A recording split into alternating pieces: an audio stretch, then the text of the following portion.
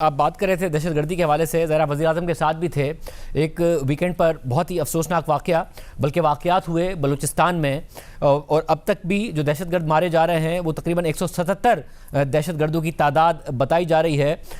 मगर 12 शहरों में एक साथ हमला करना, 17 हमारे फ़ौजी शहीद हो जाना, 30 से ज़ायद शहरियों का शहीद हो जाना, ये वफाकी हुकूमत सोच रही है कि इतने बड़े पैमाने पर यह हमला हो कैसे गया, आइंदा कैसे इसको रोका जा सकता है, क्या पॉलिसी बनाई जाएगी? देखें, इसमें बड़ी जो है वो मरबूत और बड़ी स्ट्रेटजिक जो है वो पॉलिसी मौजूद है, और मुसल्लह अफवाज और जो अस्करी क़यादत है वो पूरी तरह से जो है वो इस मामले के ऊपर जो है वो हावी है। और इन दहशत गर्दों से मुतल्लक जो स्ट्रेटजी अपनाई जा रही है, आप ये देखेंगे कि जिस तरह से 177 जो है वो जहन्नम वासिल हुए हैं, जितने लोग निकले हैं,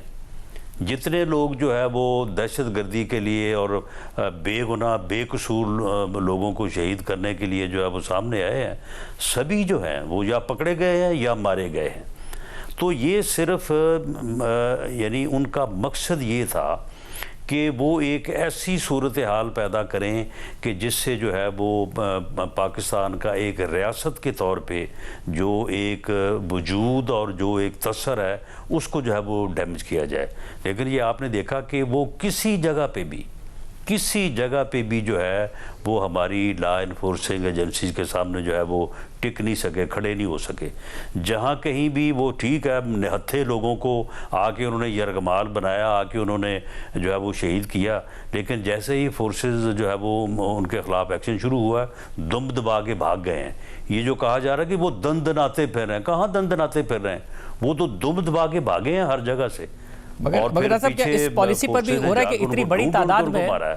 बड़ी तादाद में उनके पास लोग होना, नौजवान लड़कियां जो हैं वो इस कार्रवाई में मुलव्विस होना, फिर इस तरीके से कार्रवाई कर देना, ये इतना अगर उनको मैन पावर मिल रहा है या फिर इतनी ज़्यादा रिसोर्सेज मिल रही हैं, इसके ऊपर किस तरीके से क्रैकडाउन करना है, उसकी वजह क्या है, और जो बुनियादी वजूहात हैं उसको कैसे एड्रेस करना, ये भी सोच रही है?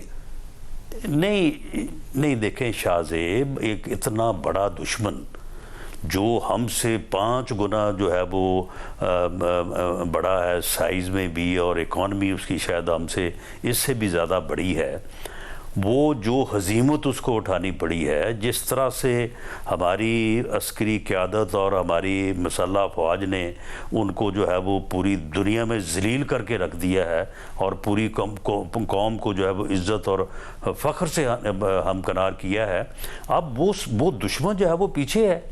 वो संदूर 2 जो है वो उसके ऊपर बेपनाह फंड्स और ट्रेनिंग और हर चीज़ जो है वो इन लोगों को मैसर आ रही है। तो आप मुझे बताएं कि इतनी जो है वो वसाइल से और एक इतना बड़ा जो है वो दुश्मन उनके पीछे है, अफ़गानिस्तान में सेफ हेवन्स मौजूद हैं, वहाँ पे उनको रहने, तैयारी करने और ट्रेनिंग करने की सहूलत भी जो मौजूद है, तो उसके बाद अगर ये कोई 150-200 या 300 आदमी अगर उन्होंने इकट्ठा करके भेज भी दिया है, तो फिर क्या इम्पैक्ट उसने दिया है मास वाइज के, फिर सारे ही जो है वो या पकड़े गए हैं या मारे गए हैं।